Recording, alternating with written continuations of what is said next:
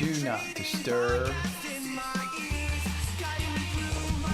I am out of it this morning.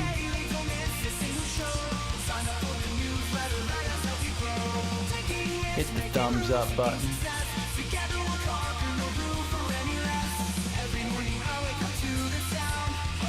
Move to trash. Podcasting ears.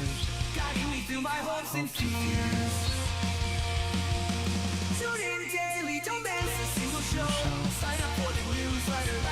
Okay, we're gonna go sign out.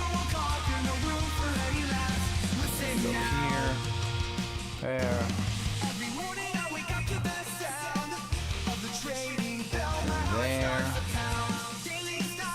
there.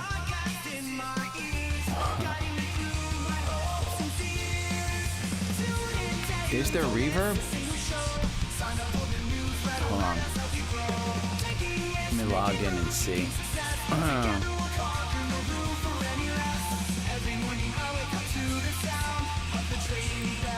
I'm gonna log in and see.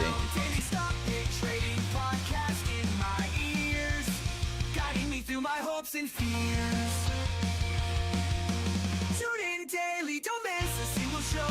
Sign up for the newsletter, let us help you grow. Taking risks, making moves, seeking success. Together we'll conquer, no room for any less. Listen now. It is bad. It is bad. I don't know, let me see.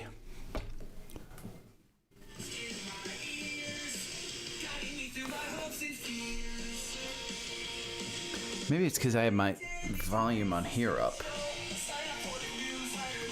That's probably it. Nah. It is bad. I think when I hit... I don't know, let me see. I guess it's okay. Okay. Oh. Yeah. I think because I had the mic on. So you'll have to deal with me setting this up. Claim it back. I'm out of it today. I took some pills to sleep last night. Not like, crazy. It's just over the counter. It's like NyQuil without the quill. Just like a regular kind of stuff, but it always makes me like kind of just out of it. So NFL schedule is out. And by the way, if Larry's listening, I forgot it's Players Championship week. I didn't have any of that stuff marked. So, let's see, we're going to get out of that. We got there. Okay, let's log in.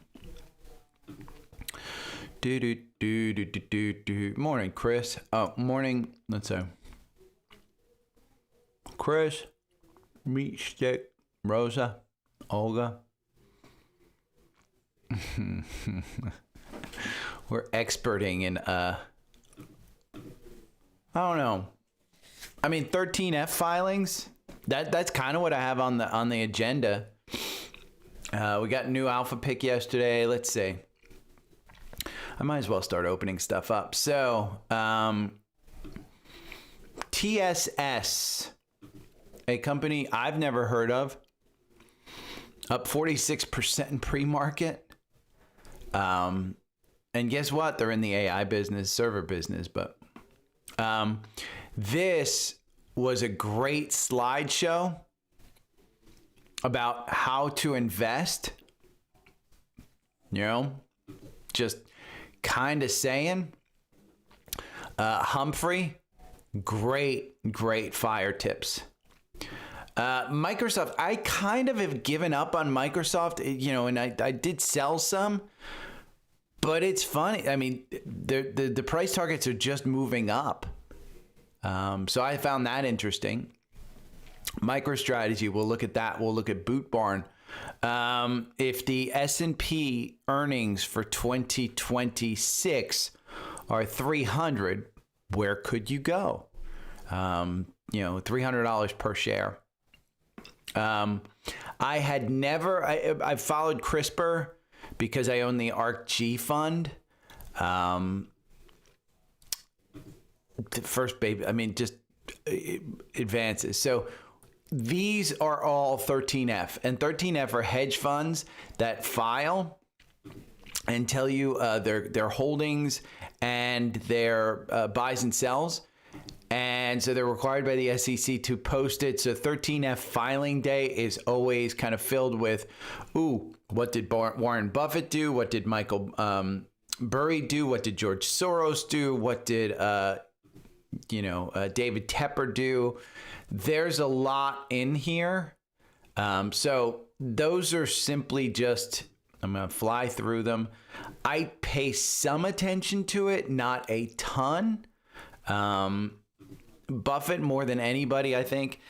But what I like specifically is that I can put all my stocks in a portfolio in Seeking Alpha, and I get this nice. This is all just, hey, this activist hedge fund, this 3G Capital, Glenview. It's nice. And Seeking Alpha was nice enough to give us the top 10 quant stocks, which I thought was interesting because HRTG is in there. We got a new alpha pick yesterday. By the way, I hit the thumbs up button. I need to put that on there. Hold on. Thumbs up and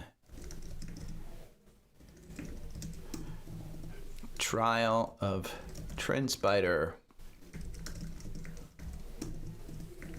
weekend. We're gonna go over here, copy, and then I'm gonna paste this. It does seem to help to pin this message, and I need to do it on the recorded version too. But alpha picks, interesting alpha pick yesterday. You could have scalped it. Maybe I'll show it, maybe I won't. I did a podcast, a guest appearance yesterday with Dustin. And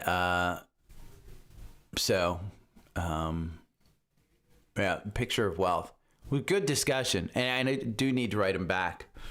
The only problem with melatonin, Laura, that I have is...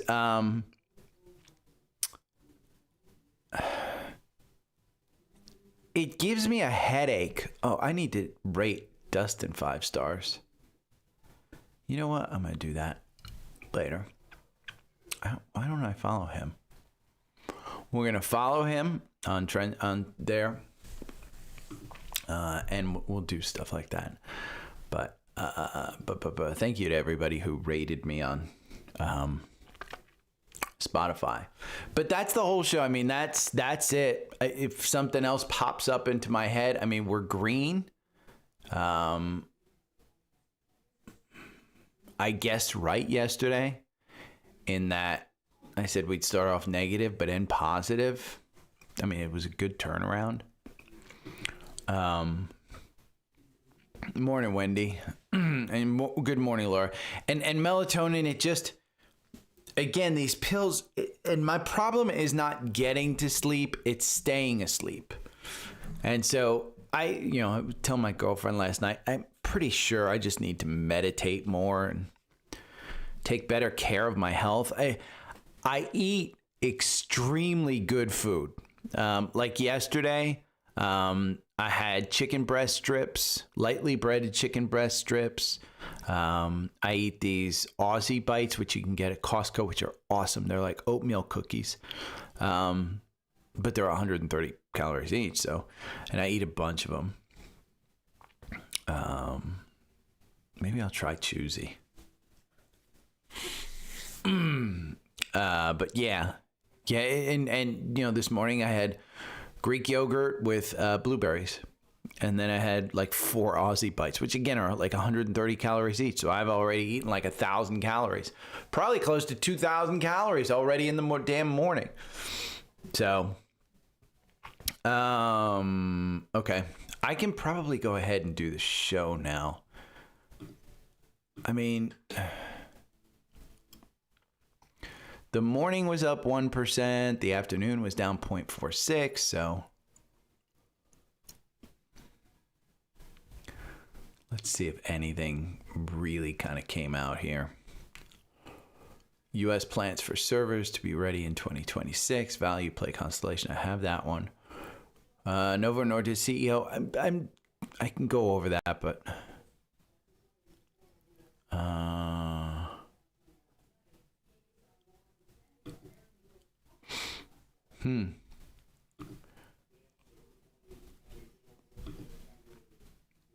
yeah, we're up. Gold's down almost 2%.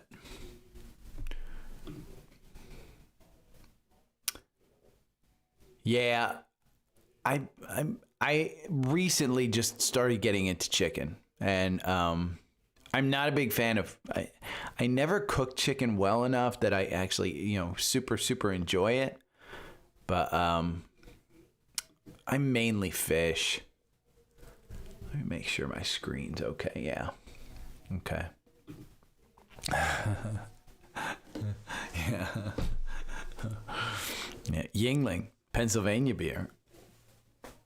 I went to school in Williamsport, Pennsylvania. The Yingling factory is, which part of Pennsylvania? Harrisburg, somewhere in that neighborhood, I think. Scranton. It's one of those eastern cities. So here's my take on chicken and things of that sort. If I had to shop for my own, if I had to like hunt and gather, I'd be a complete vegetarian because I just probably can't kill anything. And so the only reason I eat meat is for protein, because I don't like beans enough. And I've gone vegan before and vegetarian, and I just don't get enough protein. And I won't take protein powder. I mean, that's the thing is, I don't want to research a shit ton of protein powders, and B, with regulations the way that they are, powders and things, they could literally put cocaine, and they don't have to list it. So, Pottsville is where Yingling is. I knew it was something. Okay, let me start recording. Good morning. It is Friday, May 16th. Your boy, little on the downside today as far as energy level. Excuse me. But I took some pills last night. It's not, prescription medication. It's just over the counter. It's NyQuil without the quill. And so it puts you to sleep. But yeah, I tend to wake up groggy. So I will be doing one of the great things about working for yourself here on the podcast is that I can go take a nap after this. I can do my little thing. I can go and take a nap. So it's a benefit. First off, thank you to everybody for the kind comments and 5-star rating on Spotfiy. The few hundred of you that actually rated it, I certainly appreciate it. Now, for the other 30,000 people that follow me and listen, I'm going to keep mentioning this. Rate me on 5 stars.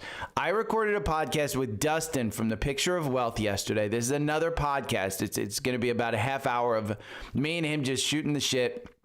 And honest to God, it was a great discussion. But here, what you do is you just follow, and I'm already following Dustin because I just did it. But what I wanted to show you is how to rate. So you go over to the show and you rate 5 stars and then submit. I heard from some people that it wasn't letting them do 5 stars, but that's simply how you do it. It's super simple. So if you want to rate it, again, we have 836 people. There is way more. I mean, you can take, like all in. They have what, 22,000? Let's see. The My First Millions, they have 4.8K. B2B with Brad Gerstner, they only have 652. So Investing Experts has 117. So My podcast, I know, is fairly large according to Spotfiy. I don't know the details of this, but again, 4.7 stars doesn't do me justice. But again, a great talk with Dustin from The Picture of Wealth, and that podcast will be out. Go over, give him a listen. Or, just wait until my episode comes on. But it was good. Now, as far as yesterday goes, I guessed right. And make no mistake about it, it is simply a guess. But the feeling that I have in this market is when inflation comes down and we're going to see rate cuts, and that's exactly what we saw yesterday. It wasn't like gangbusters and, oh my God, you're going to have to do, Jerome Powell is going to have to do it. Listen, if he was the jilted ex-lover of Donald Trump, then maybe he doesn't lower interest rates. I mean, if you want to be passive aggressive and be an absolute asshole, just like a jilted ex-lover, then maybe he doesn't. But they're data dependent. Jerome Powell has navigated a perfect soft landing where nobody thought he could. And then what happens? Trump says, you know what? We're going to reorganize trade around the world. And then boom, all of a sudden you get recession fears and things like that. So is he a jilted ex-lover? He may be, because all of these guys are in these jobs for legacy. And I do think that Powell wants his legacy to be good. He was too late to actually cut rates. He was, and he's been very clear that he was too late. I like him. He was appointed by Trump. He doesn't play politics. He doesn't do a lot of political grandstanding. He absolutely deflects any political suggestion. So I enjoy Jerome Powell as my federal chair, as an independent federal chair. I do. I mean, shoot me. But I think he does a great job. So I guessed right yesterday in that the market wants to come back. And again, I think the market is in a strange place, and it feels weird. Because if we just go and look up the CNN Fear and Greed Index, it's listed at what, 69? It was 71 the other day, or a few days ago. But again, I do think that we're just in a strange place. And so when we're in a strange place, what do? I go to the charts, because the charts don't lie. And if we just look at a weekly chart, okay, the Liberation Day strategy hasn't gotten us back in. It hasn't. And I think because there's a 2-candle wait to make sure that you're actually in the upward trend. Because remember, this is back tested for 9 years. It's not back tested for 24 months. It's 9 freaking years. So if you go back 9 years and you look, where are we back testing to? Right before COVID. Let's see. It is, 2015. January 2015 is where this back tests to. And so you've got all of these major, even the 2022 downturn, and it backtests really well. It makes you 302% versus buying and holding makes you 322. Now, you win 64% of the time. So I've got an alert set up. I knew it was going to be a long time. I thought maybe, but this is the quickest recovery we've ever had. You can't build a strategy that's based on 9 years on a weekly candle, and then all of a sudden it comes back in. I tried to do it. I couldn't figure it out. So the Liberation Day strategy hasn't gotten us back in. So let's go to the 4-hour. Has the 4-hour gotten us back in? Yes, at $438. Where are you right now? $519. I'm sorry, that's $458, not 38. $519. 10% move. I mean, let's just go and see where it is. Right here to right here, 14%. 14% in 23 days. A weekly candle with a 2-candle waiting period is not going to turn around that quickly. That's why the Liberation Day strategy hasn't gotten you back in. But when it does get me back in, I'm going to use that to load back in. I've already started buying. Okay, 14 positions over 9 years, 64% win. So you win 8 times. You win 8 times, you lose 6. I want that. I absolutely want that. So, well, I don't know. You can do the math in your head. My head's not working right now. But we did get yesterday, by the way, a new alpha pick. And you had a shot at getting this one. A few percentage points. You had an absolute shot at getting a few percentage points of scalping because it's a smaller stock. Leading food distributor, 165% up in the past year. The company trades at a discount. Operational improvements have reduced inventory loss to pre-COVID levels. Management's proactive approach. And again, since inception, AlphaPick's portfolio has delivered 161% versus the S&P's 55% during the same time period. 7 out of 35 AlphaPicks have returned more than 100%. I will tell you about this company. It's $1.7 billion market cap. It's got super low volumes, and that's why when AlphaPicks picked it yesterday, it shot up. It soared 7% when it was picked, just over a few minutes. It's at $30 a share, a rating on valuation even with 34 times forward PE. The sector's at 16, so it is expensive amount of forward PE. But Wall Street has a price target of $30 with short interest of 7.5% and a gross margin of 13% when the sector is at 35%. So again, it's not a perfect stock. There is always risk in the market. But again, you because it was picked at 12 o'clock, if you have your alerts on and you're sitting there, you could have gotten a few percentage points of just, hey, I'm going to get it. It is what it is. So if you're looking, let's look at this. This is the top 10. This is super, super simple. The top 10 stocks according to Seeking Alpha's metrics. And what does Seeking Alpha do? They rate these, and I'm going to take you to HRTG, which is one that I've brought up the past few days. Okay, it's up 33% in the last month. You just go to 1 month, it's up 33%. 6 months, it's up 103%. And it's in the top 10 stocks. When they talk about the top 10 quant ratings, it's this. And so the quant rating is a rating of 1 to 5. You can see it's 4.98. And it rates it on 5 criteria: valuation, growth, profitability, momentum, and revisions. These are all fundamentals of stock. So if you're new and you want to understand it, you can look at the valuation. Go and ask Perplexity how this works, how the quant system works. If you want to just know about it, the valuation, you can click, hover over it, and it will give you, if you just click on it, I think. If you click on the valuation, you can kind of see that. But they do give you a description of how it works right here. It beats the market. See that orange line at the top?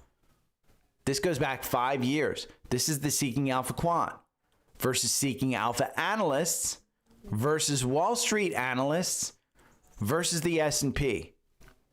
Okay? The orange line, just so you know, is Seeking Alpha Quant. The second line here is I guess a purple.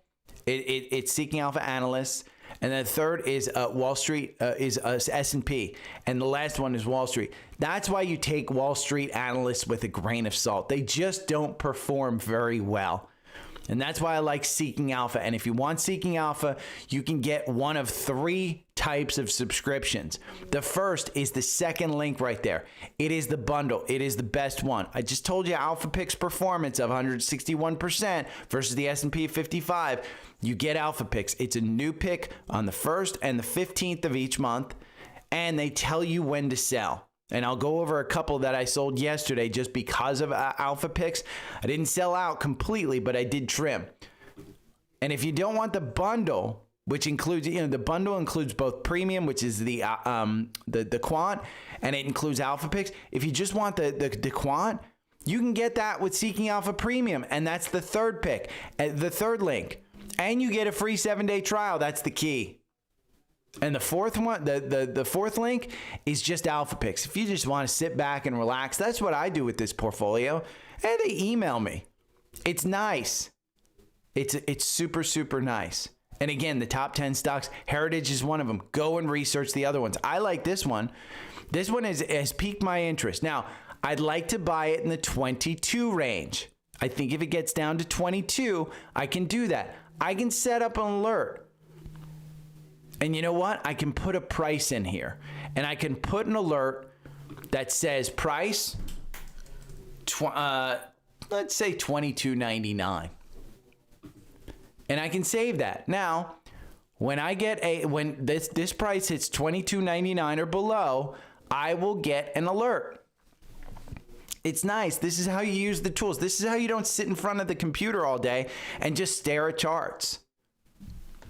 Now, I did some trimming.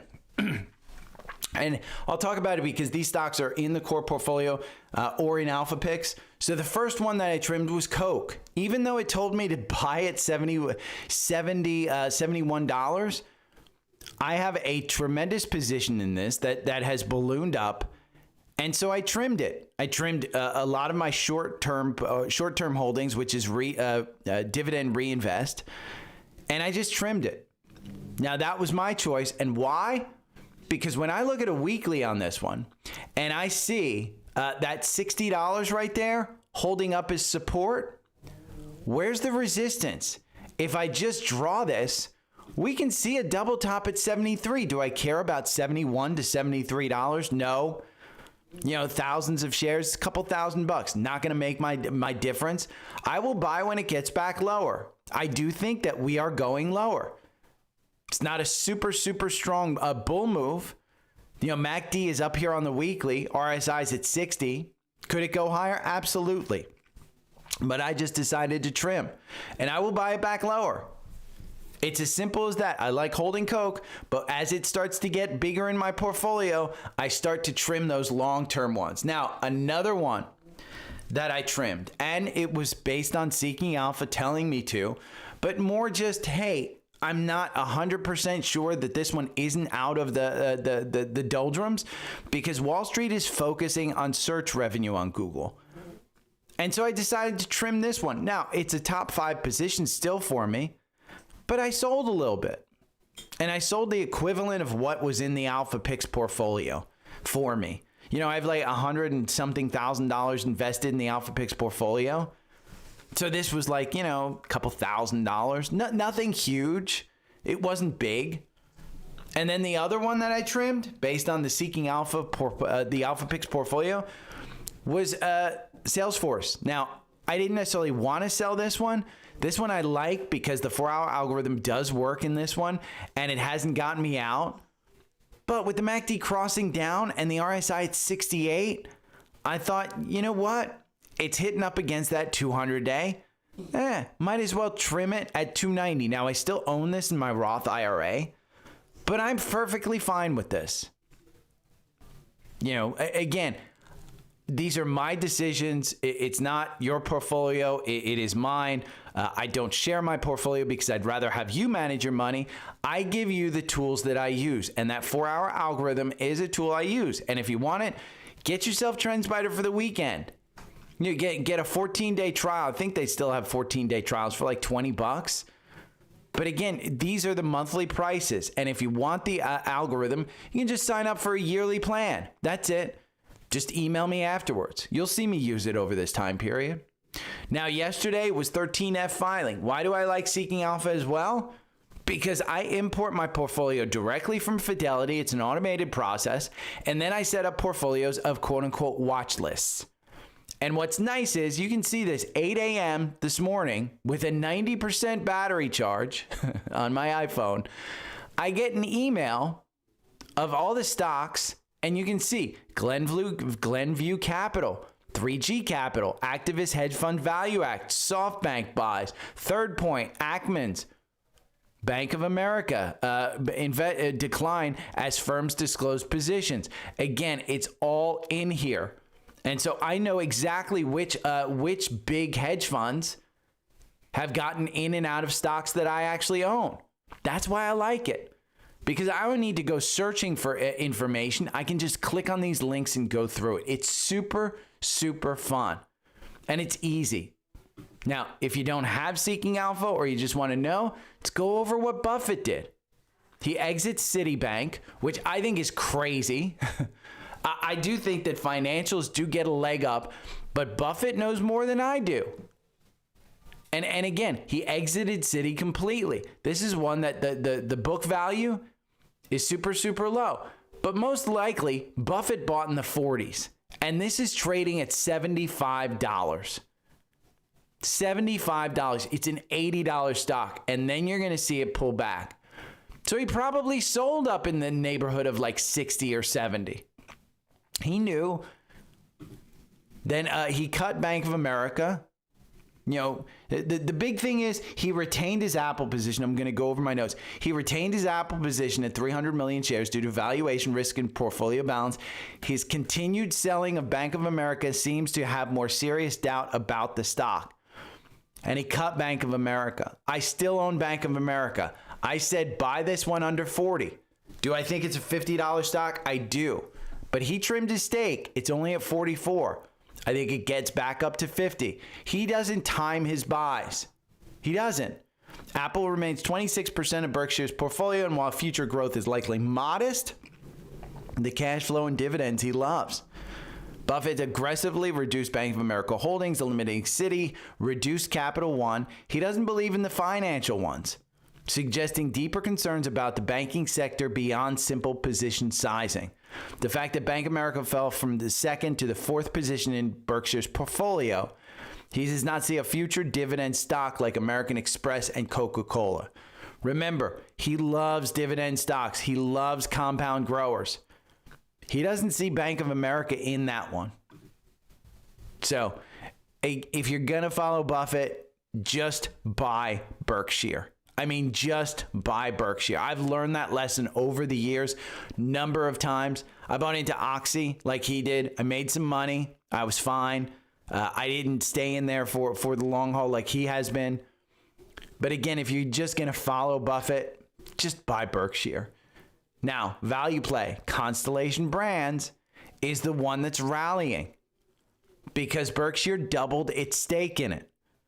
STZ, it's up 3.5% after being up 2% yesterday. And we can look at this one. This is a drink brand, and they are the leader. By the way, if you get into hemp and pot drinks, these are the guys you want to invest in. Now, the algorithm just got you out the 3% gain.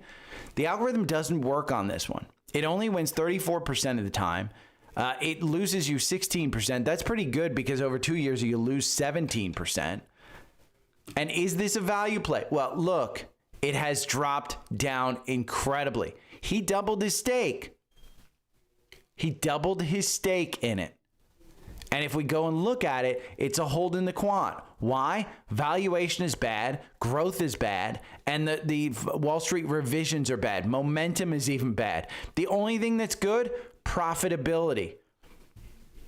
Now, if you'd like to know more about it and just read an analyst report on it, you get an analyst report right here in Seeking Alpha. Valuation, challenging metrics. Its price to sales ratio of 3.8 is slightly higher. Growth, mixed, while the annual dividend growth, 13%, is higher than the 4%. The revenue growth forward at -1% lags behind the sector 3%. Profitability, it's great. EBITDA margin 39%. Momentum, it sucks. 1 year performance down 27%. He might be going just value shopping. Again, research what it is. I don't drink alcohol, so this isn't like my big thing, but Buffett doubled his stake in that one. It could be a value play. David Ihorn's DME takes new Dollar Tree stake. Exits XRT, RSP among Q1 moves. Does that signal something? Again, the big money typically knows something or thinks they know something. They're just staking their claim. Saudi Wealth Fund, PIF, boosts holdings in BE, which is Bloom Energy. Amazon exits BLDP, which is Ballard Systems. Interesting plays. Again, interesting plays. Bridgewater adds new Netflix, UAL stakes, exits 3M, AMZN, among other moves. It boosted its position in Alibaba. I saw that David Tepper got out of his China positions. They unwound them. So completely opposite. Jana Partners adds Freshpet, exits Wolfspeed, among other move. Wolfspeed is the one that I think that's one of those. I think it's got to do with crypto and stuff like that. But that's one. Engaged Capital Q1 moves includes new stakes in Yeti. I mean, do you like Yeti? Not my thing. But again, that's Engaged Capital. And Michael Burry Scion lightened up on healthcare portfolio. He owns one stock. He owns Estee Lauder. I mean, he owns Estee Lauder. This is a guy who's, been right one time, I think. I mean, he runs a hedge fund. Estee Lauder is what he got. Estee Lauder, if you look at this stock, is it value? Is it on the rebound? For me, this isn't one that I'm particularly looking at. The valuation sucks. The growth sucks. The momentum sucks. Profitability is good. The revisions are okay. Maybe it's coming back. $67 is the Wall Street price target. They've chased it down, certainly. But has it reached a bottom? I don't know. That's an interesting one. Soros Fund adds Redfin, Las Vegas Sands, exits Alibaba. Another exit of Alibaba. I mean, maybe people just aren't that big on China. Seth Klarman's Baupost adds FIS, which is Fidelity Information Services, SGI, and dumps SNRE Humana. I mean, just healthcare has gotten killed. Remember, all of these are past events. So we don't know what their portfolios look like today. These are all past events. And I do want to point out one in the core portfolio that got an upgrade is Exxon. Ooh, it went directly from hold to strong buy. Could that be signaling a move? It's number one in the quant. Again, 4.68 out of 5. Its valuation, little bit expensive. For energy, that's expensive, but you're paying for best of breed. It's number 1 out of 17. Okay, so Suncor, I don't even want to, Brazil, this one has been on a run, I believe. It was on a run, but I guess now, 5 years, it's up 90%. So, but again, Exxon is the one in the quant that I like. It's in the core portfolio. It's a solid stock. And in healthcare news, we're going to go into healthcare a little bit because, today I may be a healthcare expert. But this is huge. I mean, this is big. CRISPR I used to follow, and I used to trade this one a lot because it has high volatility. But this was a baby. Is given the world's first personalized CRISPR therapy.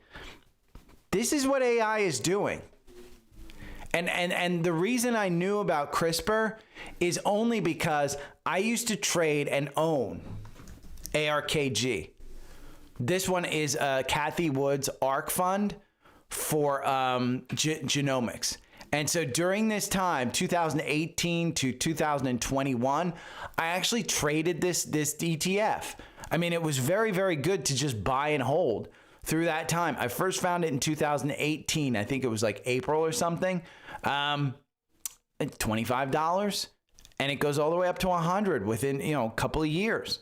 So it was good. I wasn't in it during this downturn. I did wind up selling, I think, at about $80 or something during this first April, the first part of 2021.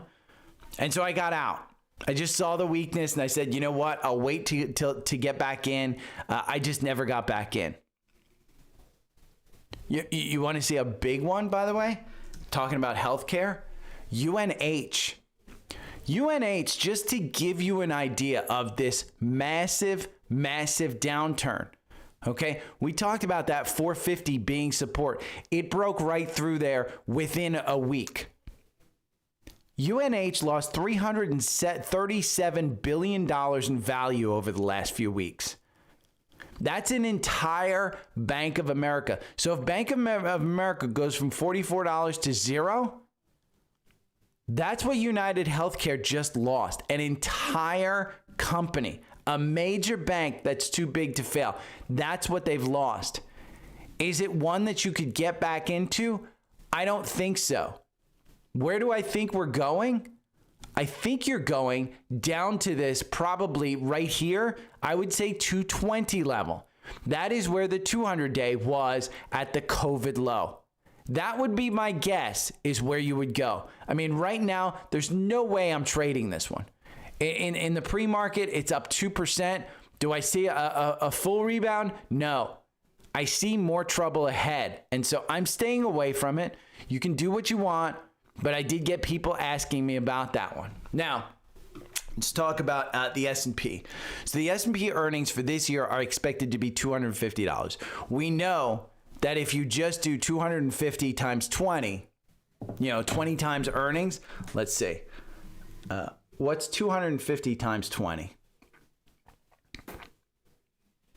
5,000. So that would put SPY at 500. We're trading at a significant multiple if earnings come in at 250. Now, what's 300 times 20? That is 6,000. That would be where the S&P would live at a reasonable multiple, historic multiple in 2026 if the earnings come in there. Okay, so anything higher than 6,000, you're trading at a higher multiple. It doesn't mean that it won't continue to go higher or that earnings might grow higher than 300, but that's the estimate right now. So when you're trading this, just keep that in mind that 6,000 level is probably next year's earnings unless they grow or unless the multiple grows, because if we are in a bull market and things just start moving, it can go significantly higher. But right now at $250 per share earnings at 20 times, you're at 5,000. So I think you're between that 5,000 and 6,000. Do I want to buy at 590? No, I bought at 580. I'm perfectly happy going into next year at 580. Do I want to buy at 590? Nah. I mean, it's just for me, again, I'm looking at this. I would rather buy Berkshire at 500 than SPY at 590. So, and I didn't buy SPY. I bought VOO. That's just my thing because, again, I like it. Now, Boot Barn. Boot Barn was yesterday's huge winner. And so as it was going up and I was looking at it, I said, let me look at this one because is it one that I really want? And the answer is no. But we talk about gap fill all the time.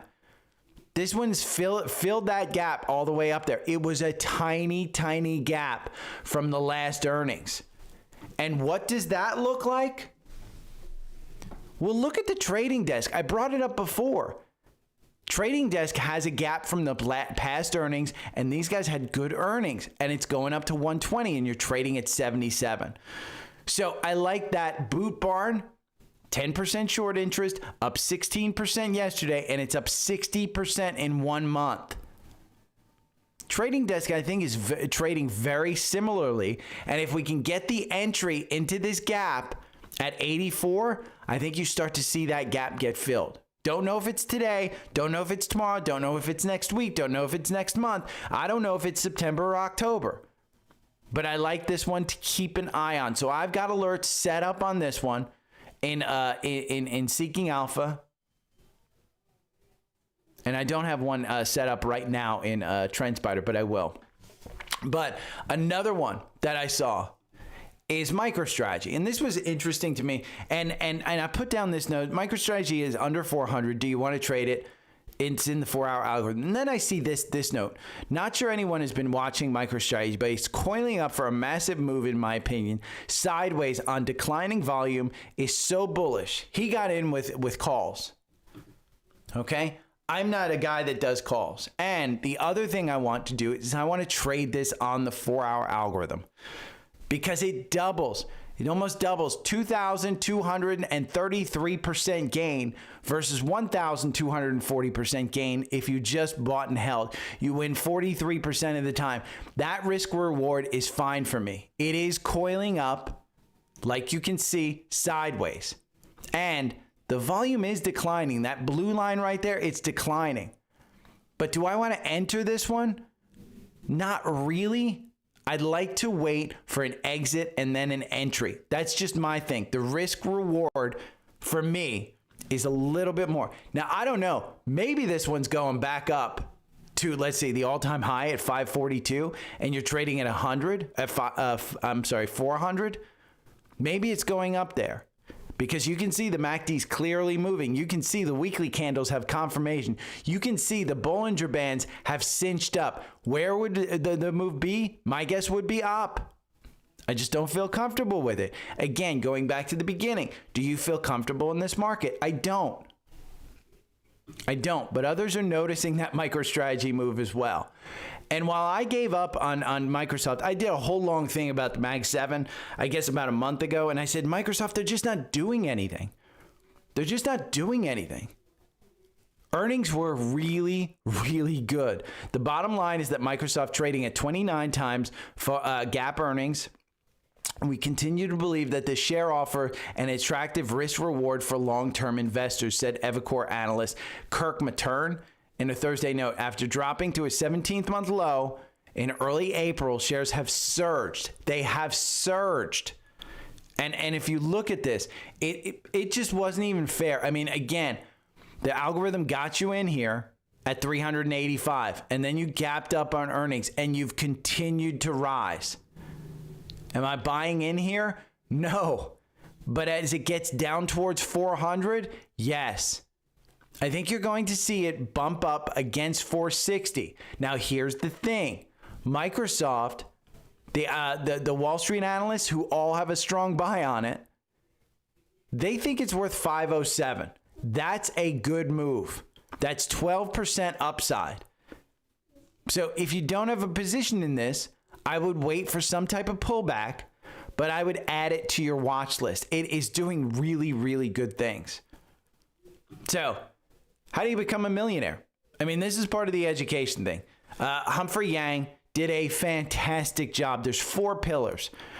And this is basically 3 or 4 people who were janitors. They literally were janitors making $13 an hour and retired with $8 million in the bank. So it doesn't mean that you have to have a large income. It's more about lifestyle. And so again, 4 pillars, I think you should take 13 minutes out of your day if you want to retire early or if you want to build wealth into retirement. This is a great, great video. And it's just common sense. It really is just common sense. And from another investing perspective, you're listening to the podcast, so you probably know, hey, go and look at these companies. Okay, I want you to look at this slideshow because back in 2021, these were the hottest stocks out there. It was GameStop, it was AMC, it was Peloton, and it was Lucid.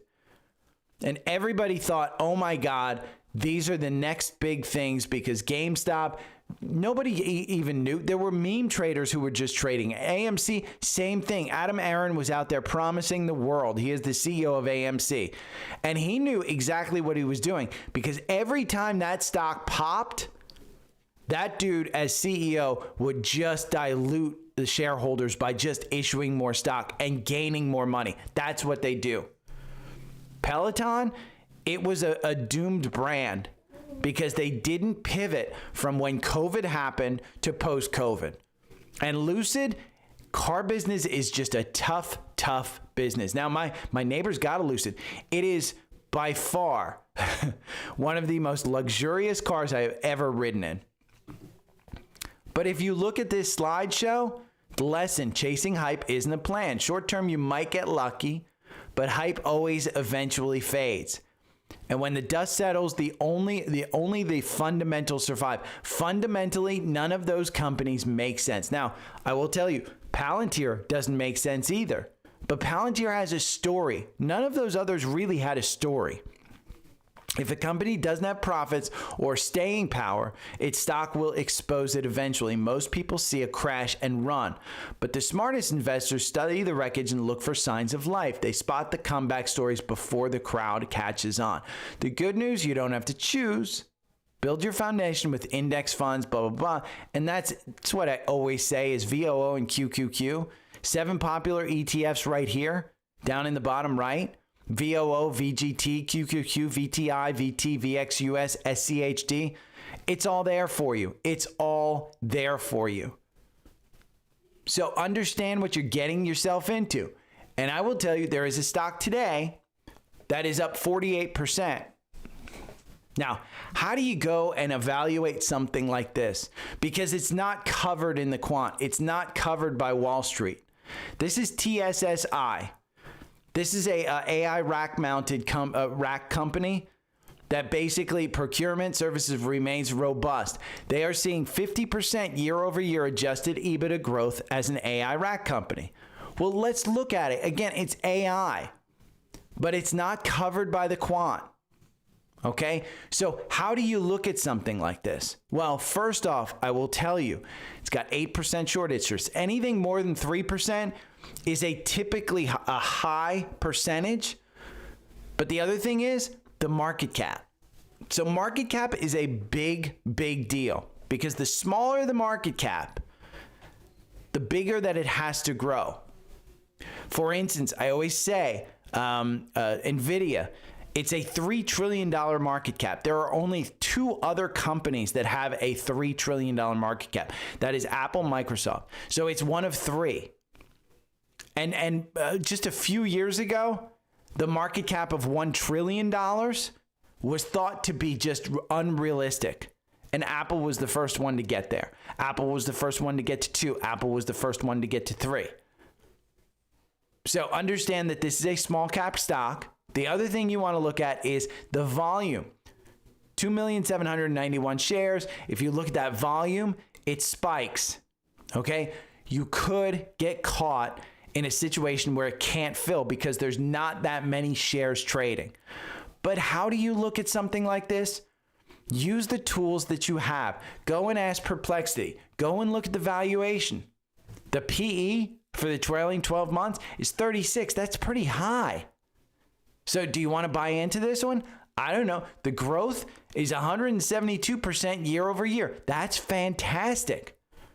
The profitability, they've got 15% gross margins. The sector is at 50. Momentum, it's got decent momentum, but in 3 months, it's down 43%. 9 months, you're up 172. 1 year, it's up 593%. And you can just look at that on a chart. TSSI, you can just look at it on a chart. Let's go and look at the 4-hour algorithm. Does it work? Loses you 1%. That's bad. The good news is if you bought and held it, you're down 24%. But look at that spike and the gap that's created. Now you just got your 200-day. It's a newer stock. So we probably don't have a lot on the here. No. I mean, you just, that's a weekly chart of it.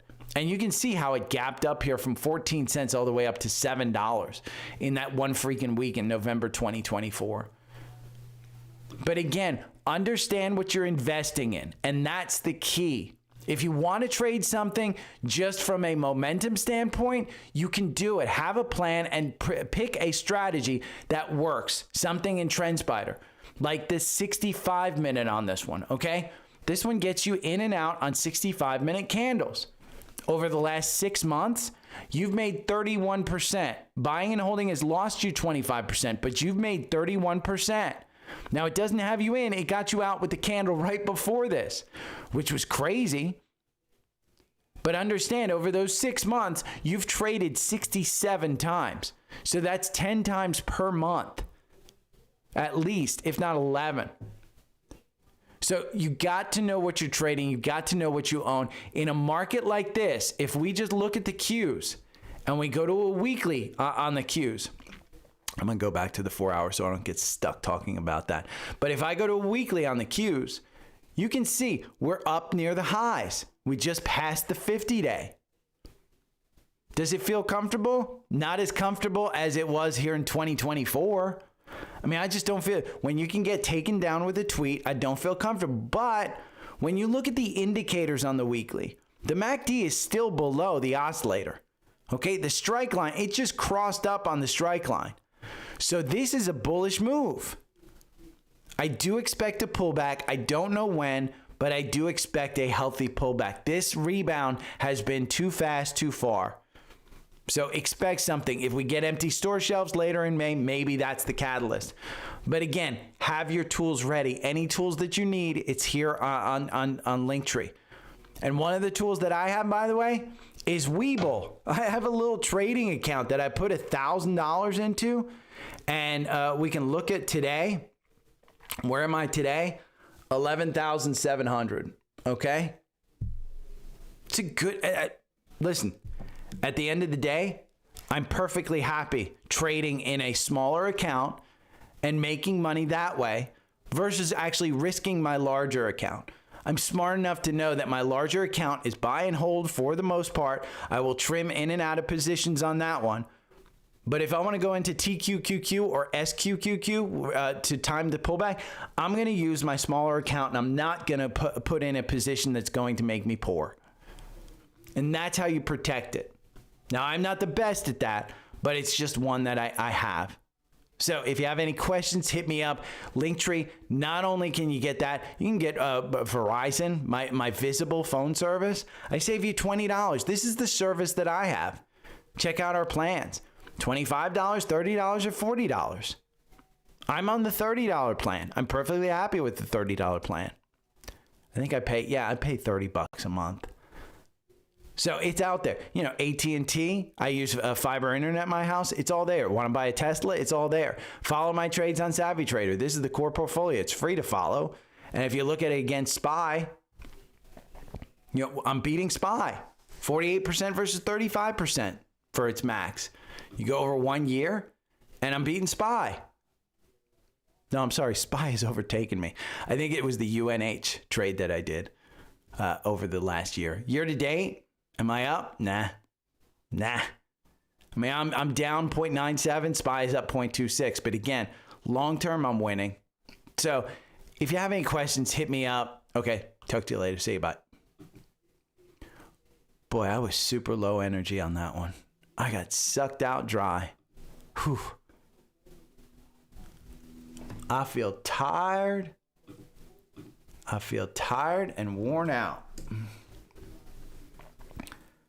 I thought there was good information. Just low energy. Whew. Okay, let's colorize this mofo.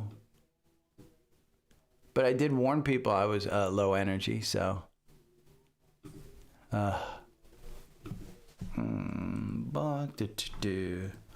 We'll take that one out. We'll just put in the old ones. Green screen.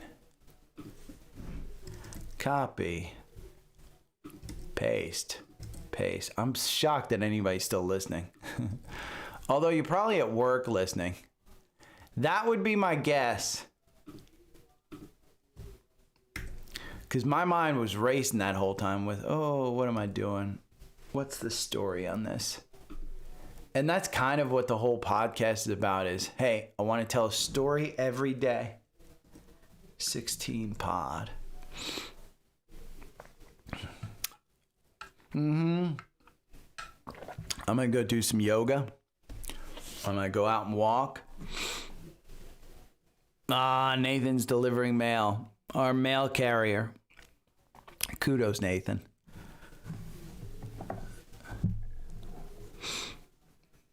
I tell you, all I get is junk mail, but I don't use the USPS anymore. Oh, Dustin messaged me. I got to message Dustin back. Whoo-wee. Oh, boy.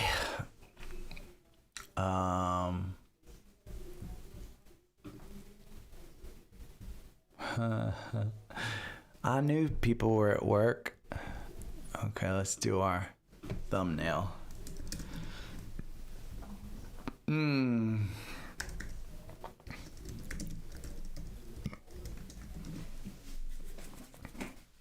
Ooh, do I like that one?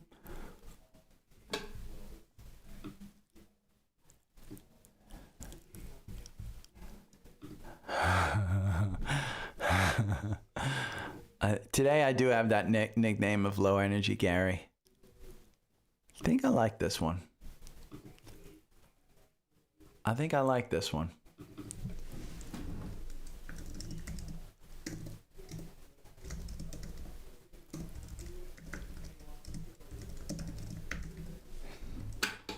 We're gonna shrink that down.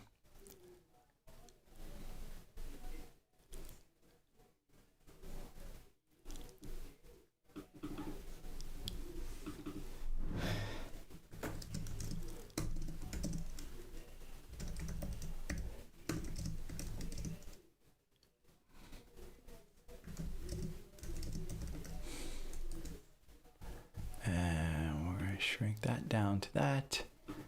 And I'm going to take this dude out and uploads. We're going to put in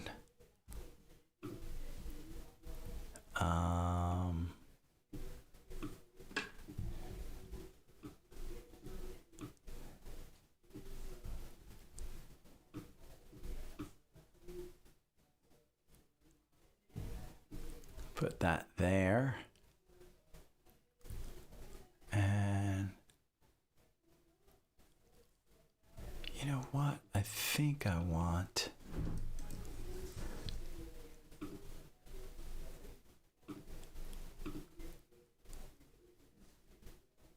I think I'm gonna get rid of these things.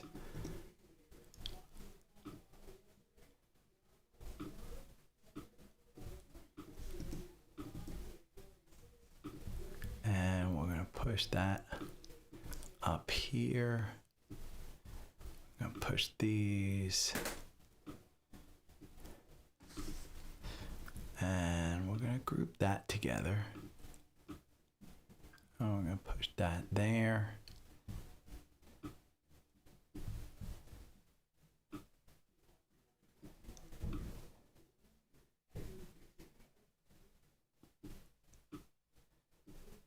Put that there, and where's my Warren Buffett? Where's my Warren Buffett photo? I know I've got one. There we go.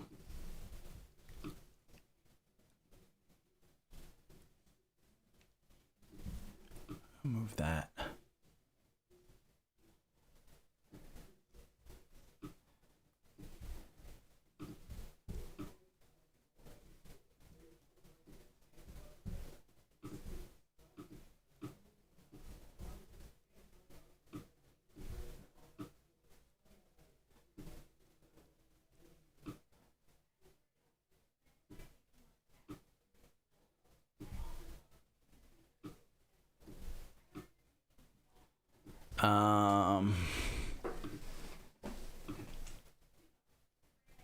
You know, I do. Let me see, is there a... Oh, see, that's just a... Let's effects. I don't want the neon.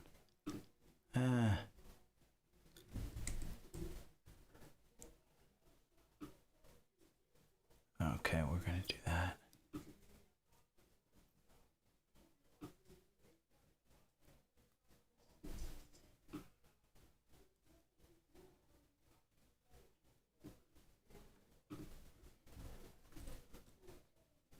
There we go. Do do do do do do.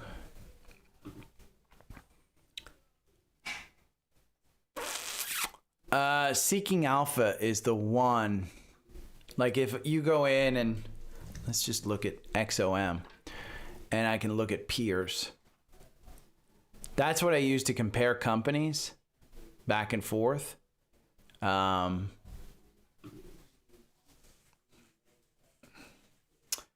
Nathan, just so you know that, like if I have to compare companies and look at them, you know, a good example is CRM. I have in my notes that I want ServiceNow, so I'll typically just edit symbols, and CRM is one. I won't look at maybe SAP might be a good one. But I'll just type in ServiceNow and I'll look at it. And what's interesting, 1 year, let's see, we're going to do total return.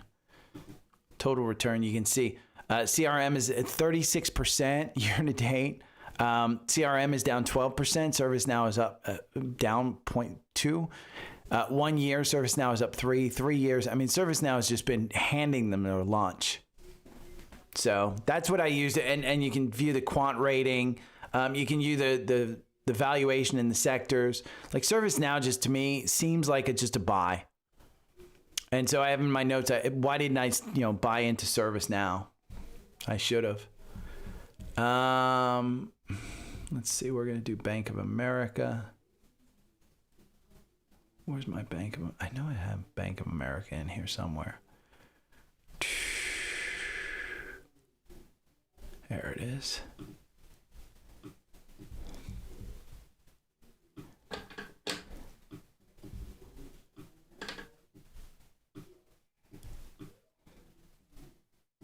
Bank of America. We're going to do Apple.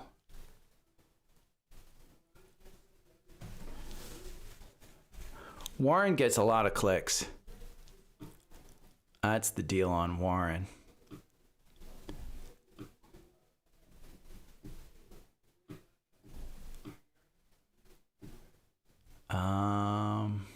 What was his?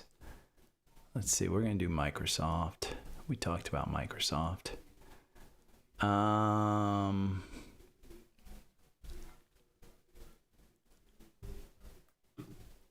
We talked about Google.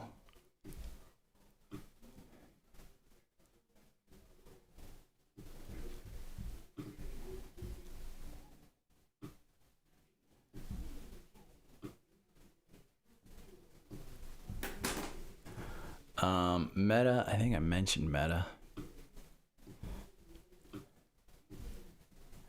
Geez, that's white.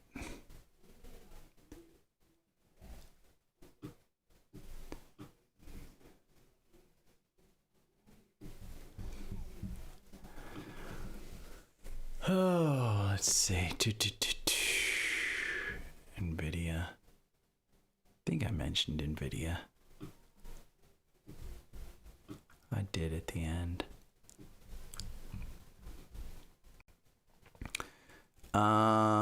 Disney, Shopify, Palo Alto, I think it's just a great buy. God, that's a good buy. GameStop, I did mention GameStop.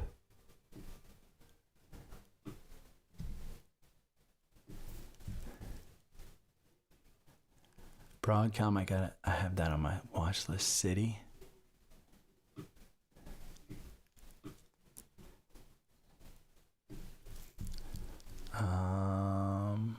Walmart, Target, Snowflake, Zoom, Salesforce. I did say Salesforce.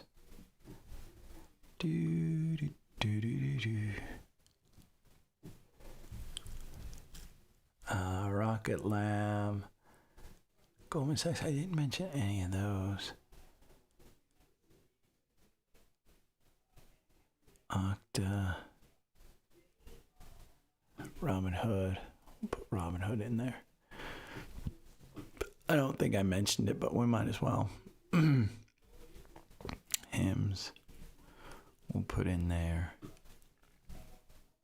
And we'll just put that as white.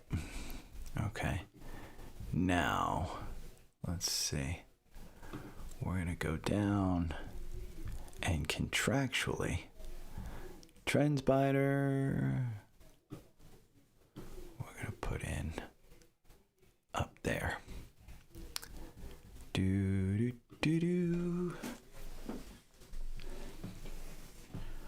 Okay. And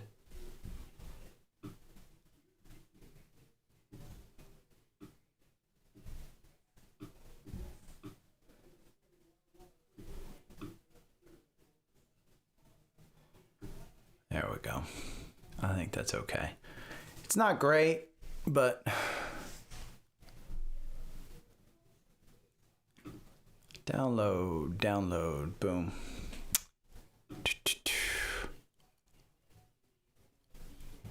FNF. What is FNF?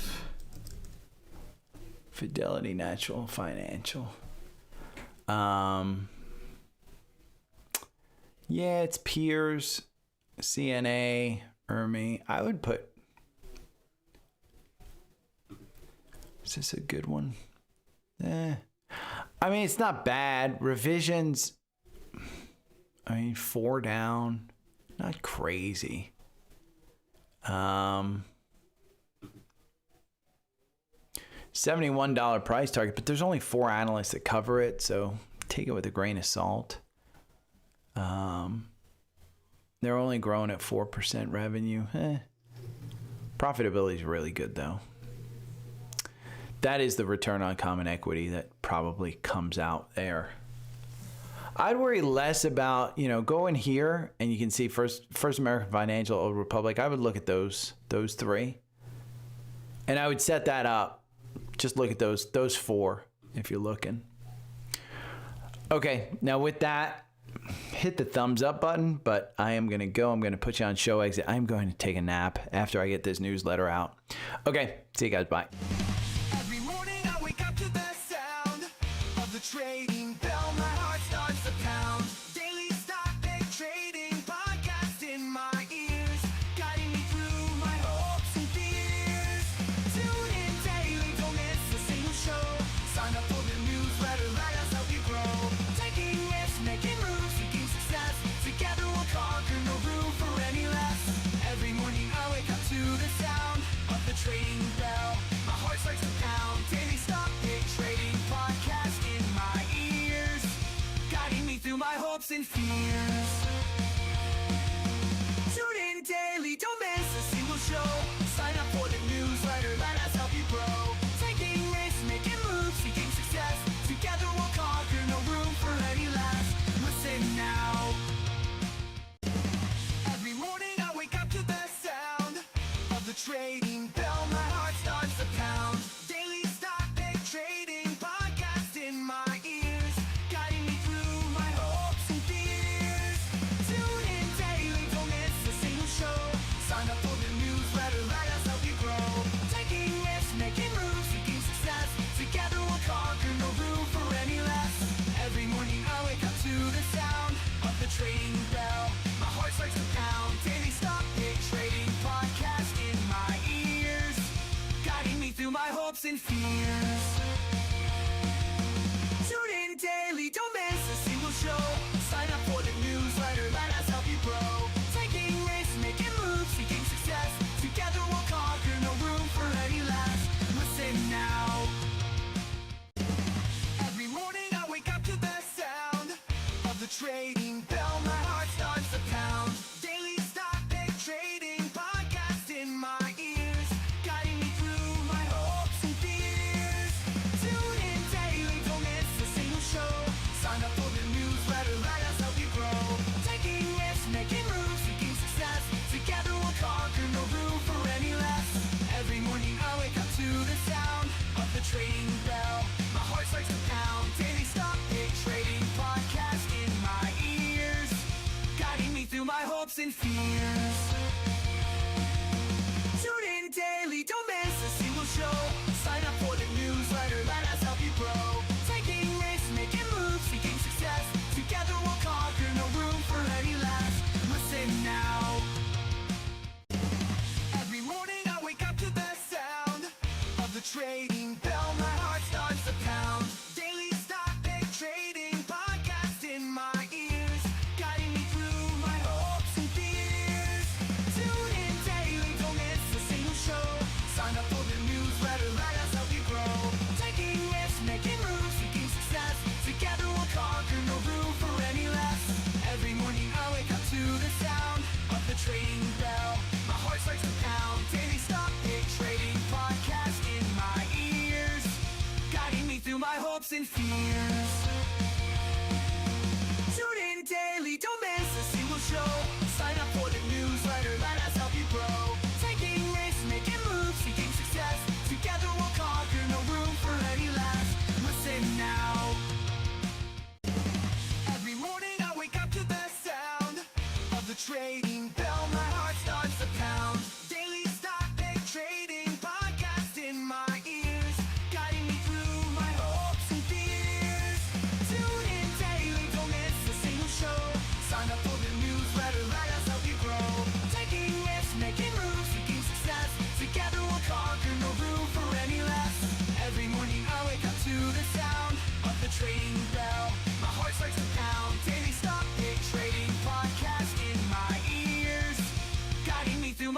and fears.